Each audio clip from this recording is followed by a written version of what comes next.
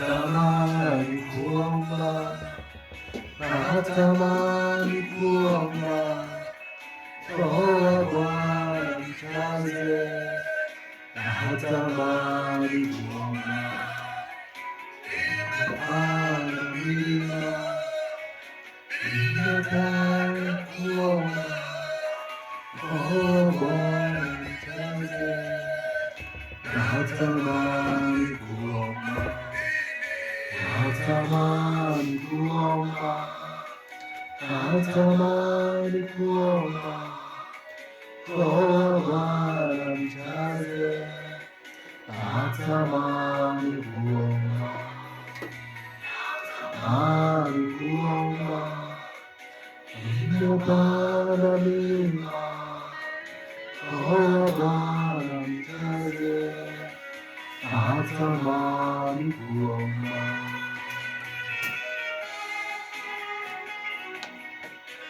Oh my Father, you are the one who created the heaven and the earth. Let us have mercy in our nation Kenya. Mungu inaungua, natamani Yesu wangu, nipate wapi nifanye nawe, rafiki yangu wenyewe, wewe peke yako, nakutafuta Baba yangu, natamani kuomba, natamani kuomba. Let's pray for our nation Kenya. Jesus is doing some miracles. From wherever you're watching us from peaceful evening, you are alive now. Natamani kuomba. Almighty Father, the God of heaven, the earth, we have come before you tonight.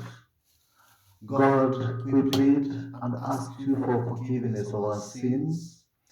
Lord, we are sinners. You said that you have gone to heaven and you send us the Holy Spirit that will be our helper. Now tonight, as we are to hear and share some word, may God help us. Give us knowledge and wisdom in everything that we are doing. We pray and believing in the name of Jesus Christ. Amen. We thank God for this another great opportunity. Sijui kama nitahubiri ama nikusema ninasema, kwa sababu whatever is happening to the world, everybody is so shocked. Truly, what's happening to this world? Look at Kenya, what is happening. Today's demonstration, people have died. The demonstration, people have lost their businesses have been disrupted. I know tomorrow some people are not going to work for job because now the businesses have been stolen, everything has been destroyed. Now, where are we heading to? Every day, every time, chaos, fightings.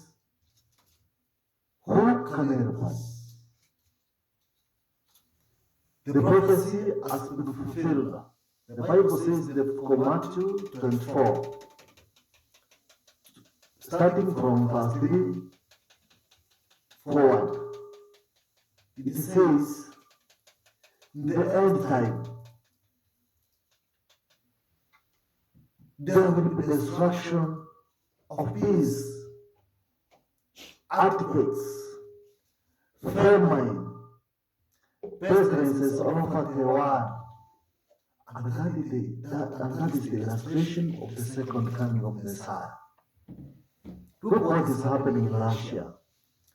Look what is happening in Israel, Gaza, our nation Kenya, Congo, Uganda, everywhere. Nowhere we can see this peace. It is time for eschatology. Let us prepare for the perfect rapture, because the Bible says, when you will see all of this, know that the end is almost to the edge. My question is, are we normal? Unaona mtu anatokea kwa street anasema, my dad, my mom, my brothers and sisters, if I will not go back, know that I've fighted my fight. And what is this that you are fighting for? And if you are fighting for God's sake, if you die, you are a hero. But if you go to fight for your own things, you die. Hell is waiting for you. You will be accounted for it. Can we change? Our parents have failed. It is because they have not taught their children of the ways to live and how life is. Nowadays there is no marriage. Msichana anaolewa leo, wanaenda wanakosana bwana yake,